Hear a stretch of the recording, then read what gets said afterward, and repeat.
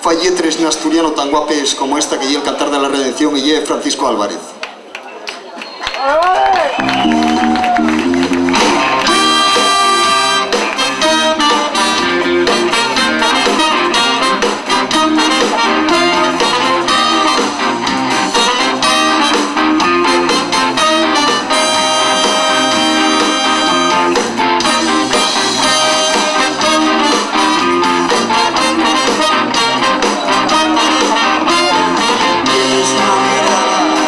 Del desierto, sueños con mañanes, d'agua y del clarión, peñes con les manes, les guerelles del viento, que remonta les foles con la rabia de un lleón, pues les gaviluetes no levanten el vuelo, cayó un cosal de balu, la vida ya fundió, y el destino el que escuelle, toma el barlovento, a una tumba en su nombre consagrada a otro Dios.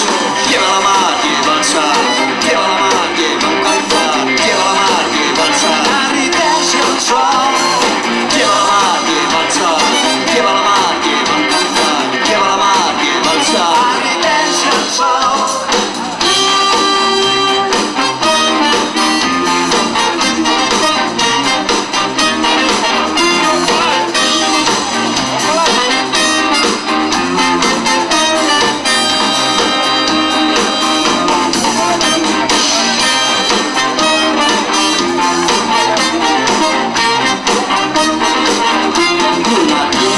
Los soles de aquel cantar maurientus son serenes que entonen ritmos de rendición. Treves la voz, no rindas en tu aliento, que avilan la esperanza y dan un naufrago.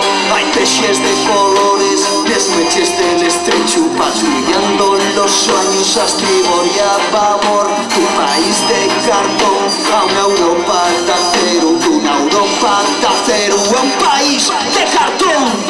Lleva la mar, lleva el sal, lleva la mar, lleva el cantar, lleva la mar, lleva el sal,